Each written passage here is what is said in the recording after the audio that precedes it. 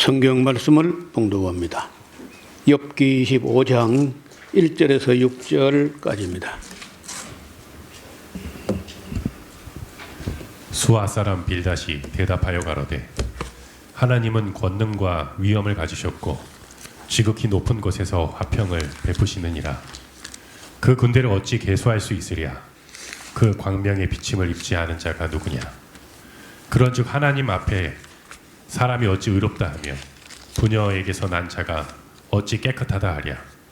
하나님의 눈에는 달이라도 명랑치 못하고 별도 깨끗이 못하거든 하물며 벌레인 사람 구더기인 인생이랴. 아멘. 네, 빌닷의 마지막 말인데 좀 짧죠. 성경에서 이렇게 한 장이 6절밖에 안 되는 이런 짧은 장은 그렇게 흔하지 않은데 빌닷이 할 말을 거의 다 했기 때문에 간단하게 몇 마디를 합니다.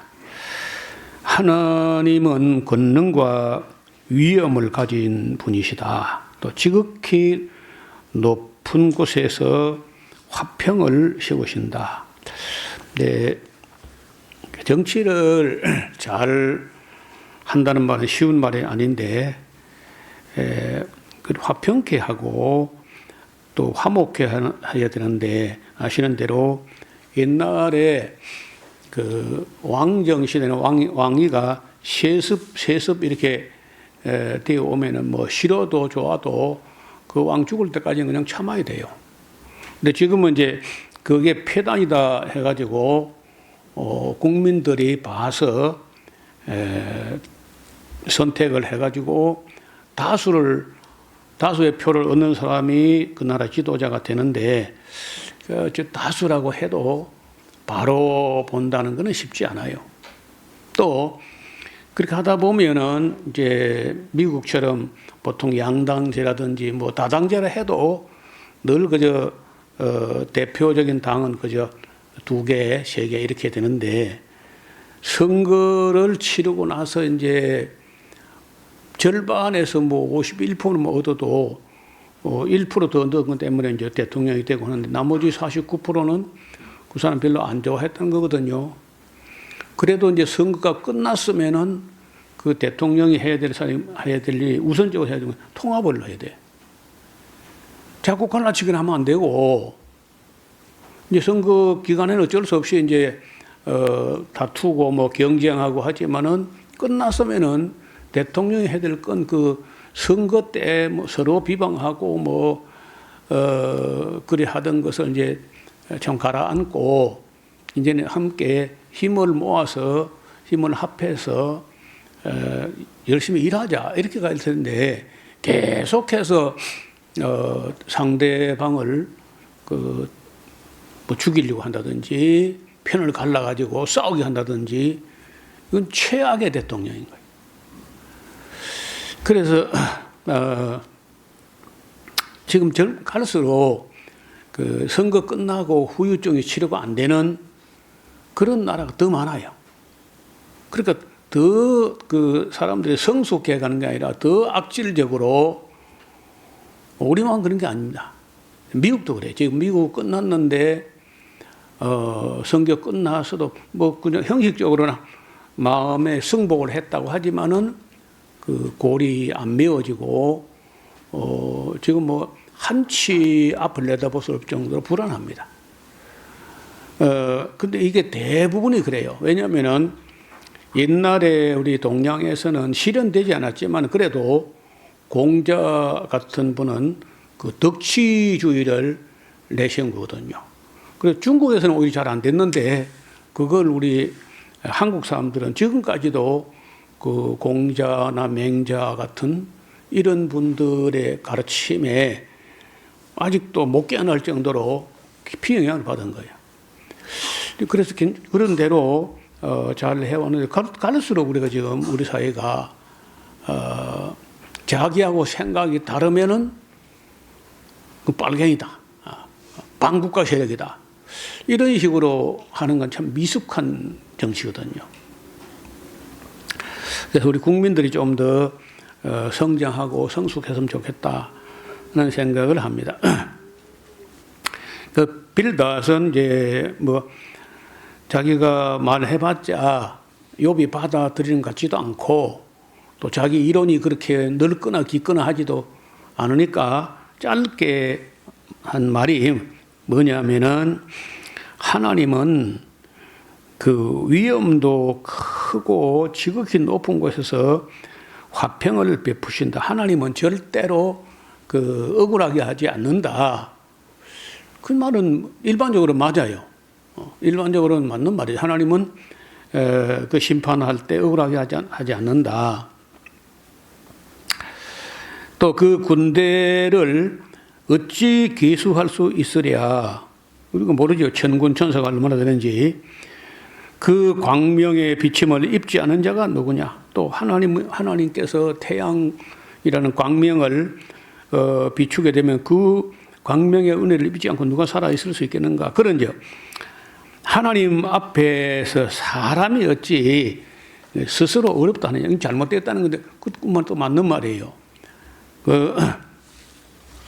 어떻게 사람이 부녀 여자에게서 난 자가 어찌 자기를 깨끗하다고 하나님 앞에 자기가 어렵다고 할 수 있느냐?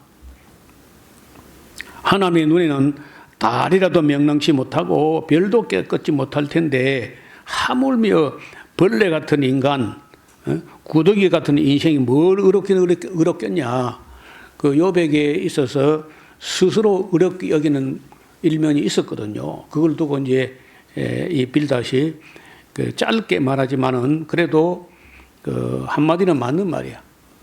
어떻게 감히 하나님 앞에서 자기가 어렵다고 하고 하나님을 잘못한다 이렇게 말할 수 있느냐는 거야. 그랬더니 욥이 이제 대답을 하는데 26장에 욥이 대답하여 가로되 야 네가 참 힘없는 자를 참 잘 도왔구나 야. 기력 없는 팔을 참 잘 구원하였구나. 욥이 뭐 반어법으로 이제 조롱을 하는 거죠. 지혜 없는 자를 참 잘 가르쳤구나 야. 큰 지식을 참 잘 나타냈구나. 야, 네가 누구를 향하여 말을 낸 거야 지금?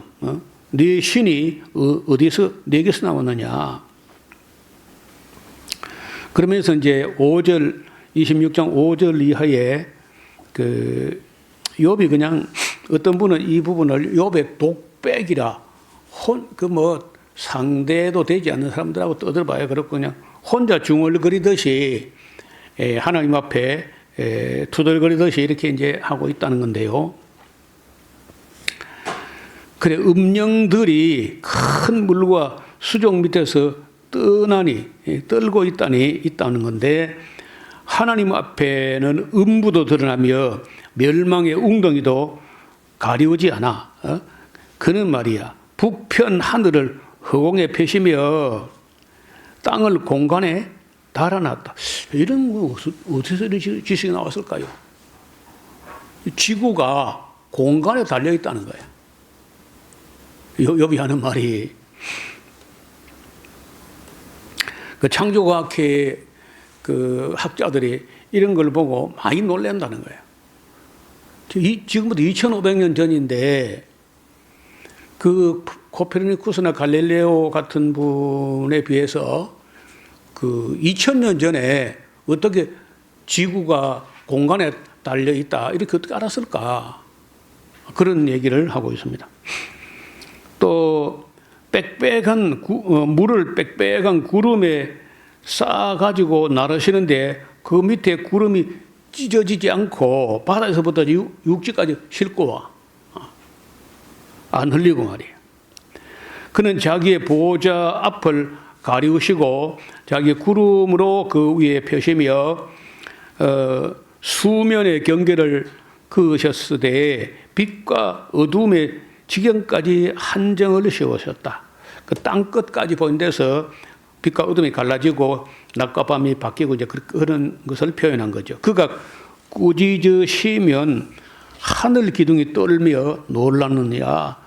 그는 말이야 권능으로 바다를 형용케 하시며 지혜로 라합을 쳐서 파시며 라합이란 말은 그 교만한 사탄, 용의 어떤 용과 같은 괴물을 말할 때 라합이라고 이렇게 말합니다. 그 신으로 하늘을 단장하시고 손으로 날렘 뱀 레비아탄이라고 하는 그런 괴물인데, 찌르시나니 이런 것은 그 행사의 시작에 불과하다. 우리가 그에게 대하여 들은 것도 심히 세미한 것뿐이라. 그 큰 능력의 우레야 누가 능히 당할 수 있겠나. 27절 또 욥이 또 비사를 들어가로되 나의 의를 빼앗으신 하나님.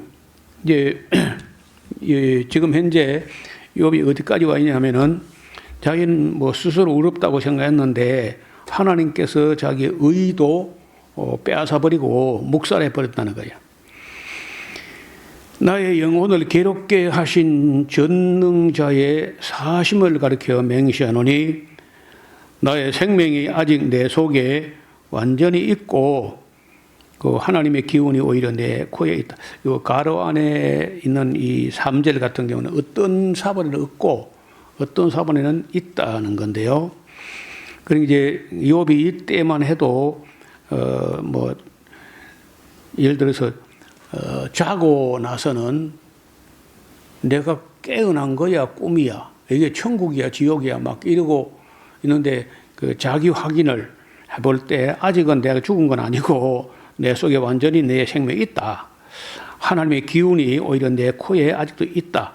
내가 숨을 쉬고 있구나. 이제 이런 생각을 했다는 거죠. 결코 내 입술이 불의를 말하지 아니하며 내 혀가 괴휴를 바라지 아니하리라.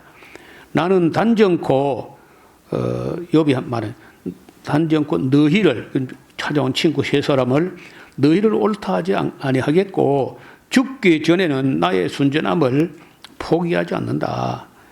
내가 내 의를 굳게 잡고 놓지 아니하리니 일평생 내 마음이 나를 책망하지 아니하리라. 이거 좀 대단한 확신이죠.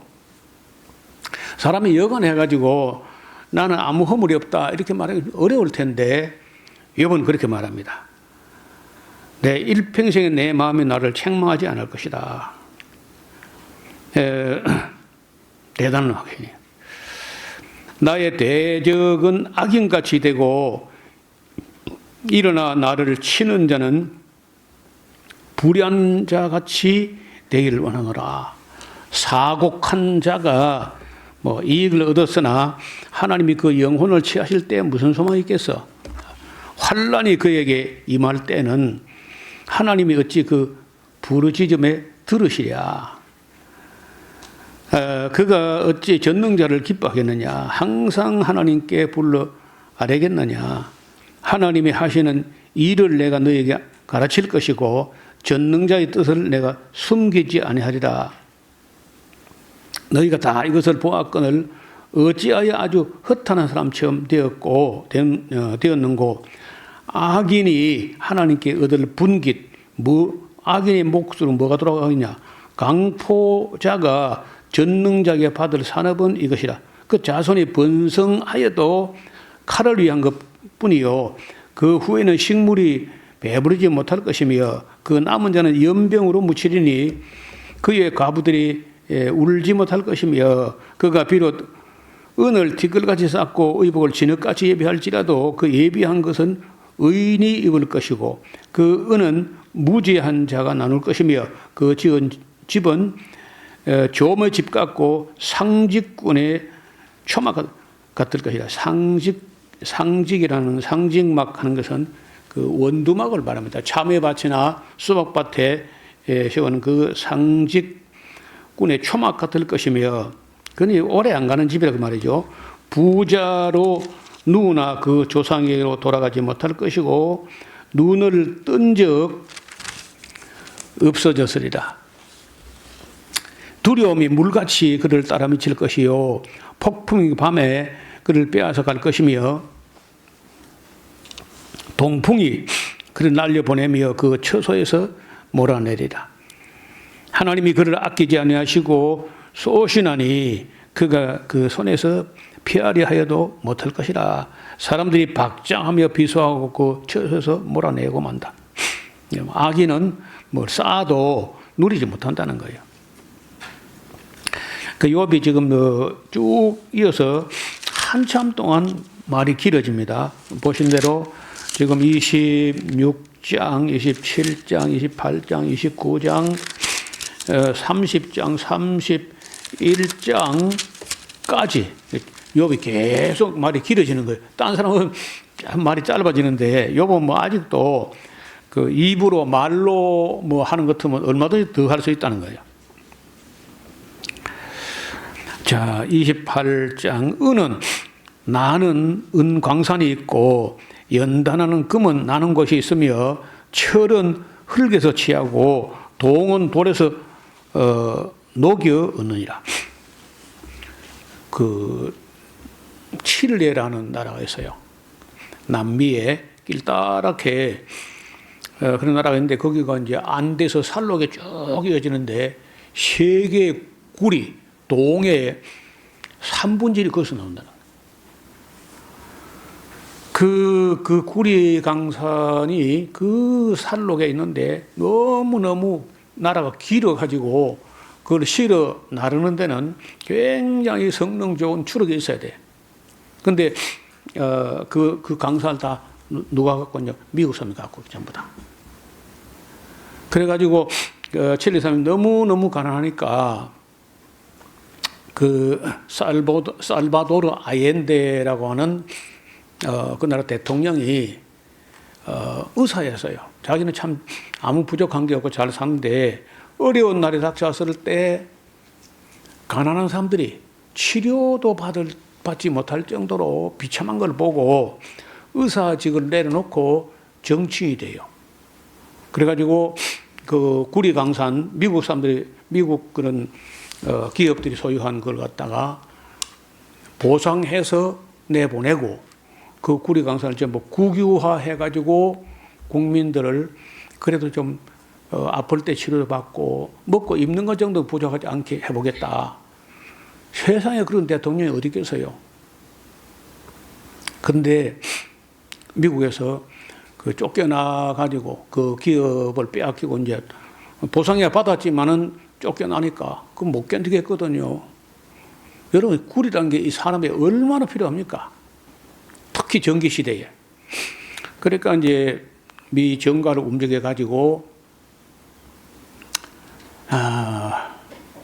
쿠데타를 이렇게 미국에서 훈련받은 군인들을 피노체트라고 하는 그런 참모총장을 꼬드겨 가지고 쿠데타를 하게 해서 그 나라 왕을 폭격을 해 가지고 아옌데 대통령이 떠날 수 있고 도망갈 수 있는데 도망가도 내가 이 백성을 버리고 어디 가겠나 해가지고 난 여기서 죽어도 나가지 않겠다. 왜냐하면 그 무덤으로 가겠소 아니면은 헬기 하나를 선물로 받겠소 그렇게 제안을 했다는 거야. 근데 나는 헬기 아니라 뭐 어떤 걸 줘도 나가지 않을 것이고 난 내 자리를 지키겠다. 근데 바로 전투기가 와가지고 대통령궁을 때려 부숴버렸거든요. 그 뒤에 알려진 바에 의하면은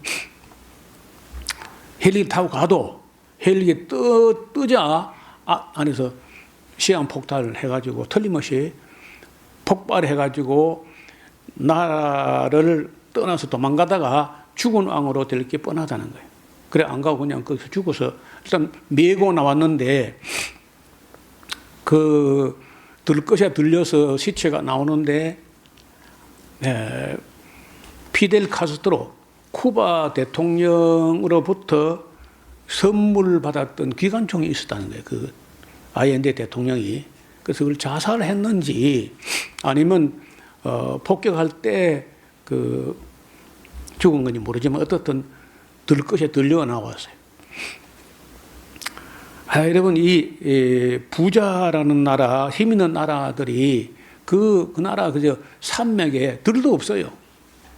들도 없고 뭐 논밭도 없고 구리강산 그거 먹고 사는데 그걸 다 뺏어 가지고 보상을 해준데 기어이 군인들을 보내 가지고 쿠데타를 해 가지고 그 이후에 참모총장이었던 피노체트라고 하는 그 악당이 얼마나 악하게 했는지 여러분 이 미국 근방에 있던 모든 나라들이 전부 그런 식으로 수탈당하고 그 결과 이제 칠리 사람들이 다 못 살게 돼버렸고 가테말라, 온두라스, 니카라과 뭐 남미의 모든 나라들이 다 못 살게 됩니다. 못 살고 산업이 다 망가지고 그러니까 결국은 여기서 못 살겠다 해가지고 먹고 살 길이 없으니까 이제 미국 땅으로 들어가려고 하는데 그 벽을 막아놓고 못 오게 하느냐. 왔던 사람도 다 색출해가지고 쫓아내고. 그러니까 중남미의 역사를 이렇게 읽어보면은 진짜 미국 사람들은 못된 사람들이. 트럼프만 그런 게 아니야. 아이젠하워라든지 닉슨이라든지 케네디 같은 거 아주 악당 중에 악당입니다. 조지 부시 할 것 없이. 그래서 이 여기나 저기나 할 것 없이 성경에 보면요. 힘 있는 사람들은 약한 자의 사정을 전혀 알아주지 않고 끝도 한도 없이 이 욕심을 넓히는 거예요. 그래서 여기 그 은은 나오는 강산이 있고 또 연단하는 금도 나오는 곳이 있으며 철은 흙에서 취하고 동은 돌에서 녹여낸다. 아니 그 어떻게 이런 걸 다 알았는지 몰라요. 욥이라는 사람인지 욥기를 쓴 사람이 지식인지 모르지만은 어떻든 지금부터 2400년, 2500년 전 그때 이 책이 써졌는데 놀라운 얘기를 하고 있습니다. 사람이 흑암을 파고 끝까지 궁구하여 음예라는 어둠을 깊은 어둠을 말합니다. 오페라고 하는 음예와 유암 캄캄한 어둠의 중에 광석을 구하되 사람 사는 곳에서 멀리 떠나 구멍을 깊이 뚫고 발이 땅에 닿지 않게 달려 내려가나니 멀리 사람과 격절되고 흔들흔들 하느니라. 또 지면에서는 식물이 자라고 하지만은 지하에서는 불로 뒤집는 것 같다. 그러니까 지하에 마그마가 있다는 것도 알았다는 거예요. 그 돌 가운데에서는 남보석이 있고 사금도 있으며 그 길은 솔개도 알지 못하고 매의 눈도 보지 못하고 매가 눈이 9.0이나 된다고 하는데 독수리나 매가 그런 것도 어떻게 알았을까? 위험스러운 짐승도 밟지 못하였고 사나운 사자도 그리로 지나가지 못하였느니라. 사람이 굳은 바위에 손을 대고 산을 뿌리까지 무너뜨리며 돌 가운데로 도랑을 파서 각종 보물을 눈으로 발견하고 시냇물을 막아서 스미지 않게 하고 감추었던 것을 밝은 대로 낸다. 그러나 지혜는 어디 있는 거야? 지혜는 어디서 얻으며 명철의 곳은 어디일까? 그 값을 사람이 알지 못한다. 사람 사는 땅에서 찾을 수가 없도다. 깊은 물이 이러기를 나도 안 가지고 있다. 나도 지혜를 갖고 있지 않다며 바다가 이걸 나와 함께 지혜가 있는 건 아니다. 정금으로도 바꿀 수 없고 은을 달아도 그 값을 당치 못한다. 오빌의 금이나 귀한 수마노 혹은 줄마노라고 하는데 그 보석에 줄이 끄어 있는가 봐요. 그 쇼함이라고 하는 그런 수마노나 남보석으로도 값을 지혜만큼 되지 못한다. 황금이나 유리라도 비교할 수 없고 정금 장식으로 바꿀 수 없으며 산호나 수정으로 말할 수 없나니 지혜의 값은 홍보석보다 귀하구나.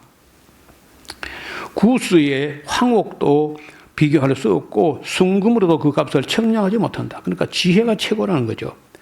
여러분 이 지혜를 사랑한다 하는 말이 필로소피, 필로는 사랑한다는 것은 소피아가 지혜인데 그 지혜 사랑하는 것이 철학이에요. 지혜를 찾고 지혜를 추구하고 하는 게 철학인데 그래서 이 욥기를 지혜 문서라고도 하고 그 토론하는 철학의 토론이다 이렇게 할 수 있어요. 구스의 황홀으로도 바꿀 수 없다. 그런데 그런즉 그 지혜는 도대체 어디서 오는 것이며 명철은 어디서 나오는 거야? 모든 생물의 눈에 숨겨져 있고 공중의 세계도 가려져 있으며 멸망과 사망도 이르기를 우리가 귀로 그 소문은 들었다 하느니라. 그러니까 지혜가 도대체 어디서 나오는 것인지 그것을 누가 아무한테 물어도 대답하는 것이 없다는 거예요. 하나님이 그 길을 깨달으시며 있는 곳을 아신다. 이는 그가 땅끝까지 감찰하시며 온 천하를 두루 보시며 바람의 경중을 정하시며 물을 대어 그 분량을 정하시며 비를 위하여 명령하시고 우리의 번개를 위하여 길을 정하셨습니다. 그때 지혜를 보시고 선포하시며 굳게 하시며 궁구하셨고 또 사람이 이르기를 주를 경외함이 지혜요 악을 떠남이 명철이라고 하셨다. 그는 이제 솔로몬 때 그런 말이 나왔는데 이런 말은 그 이전에 나왔거든요. 근데 솔로몬 이전에 이런 그 욥과 같은 지혜자 근데 욥은 그냥 의롭기만 한 게 아니고 지혜도 명철도 그런 뭐 대단한 당대 최고 철학자들이 와서 덤비는데 욥의 말은 욥의 이론은 욥의 철학은 점점 더 길어지고 다른 사람들은 이제 그 레퍼토리가 다 바닥이 나는 것 같아요. 우리가 이제 오늘 여기까지 보겠는데 29장 이후에 읽어보시면요 32장에 보면 그런 말이에요. 욥이 스스로 어렵게 여김으로 그 세 사람의 대답이 끝쳤다. 이제 다 토론은 다 돼 가는 거예요.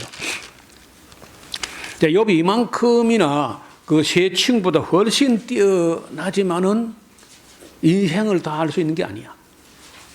어렵다는 거예요. 사람이 당하는 일들을 다 이해할 수 있는 게 아니란 것을. 그래서 이제 철학을 한 다음에 신학을 하게 되는 거예요. 이런 그 욥기 같은 대단한 철학인데 이건 뭐 계시를 받았다고 할 수 있겠고 혹은 지혜의 은사를 하나님께로부터 받은 것이 아니냐. 그 솔로몬처럼.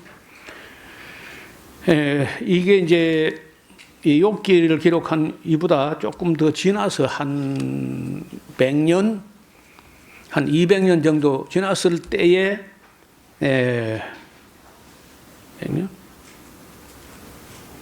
욥이 살았던 시대하고 욥기를 기록한 시대는 다르거든요. 욥기를 기록한 시대는 에스라 시대 정도라고 보면은 그때야말로 석가모니나 공자나 이런 분들이 나타날 때거든요. 그러니까 그 시대가 다시 말하면 주전 500년 전, 지금으로부터 2500년 전 그때의 욥기 기자나 석가모니나 공자나 또 좀 더 뒤에 이제 소크라테스나 이런 철학자들이 나오는데 그로부터 한 500년 정도 철학자들이 나타나 가지고 진리를 찾아서 많이 연구했지만은 결국은 찾지 못해요. 그래서 이제 예수님이 오셔가지고 예수님 제자들까지 해서 계시록까지 정리되고 나니까 철학을 넘어서 신학의 세계로 들어오게 됩니다. 일단은 우리가 28장까지 말씀을 드렸고 29장 이후를 읽어보시면은 다음 시간에 같이 살펴보겠습니다. 기도드립니다. 하나님 아버지,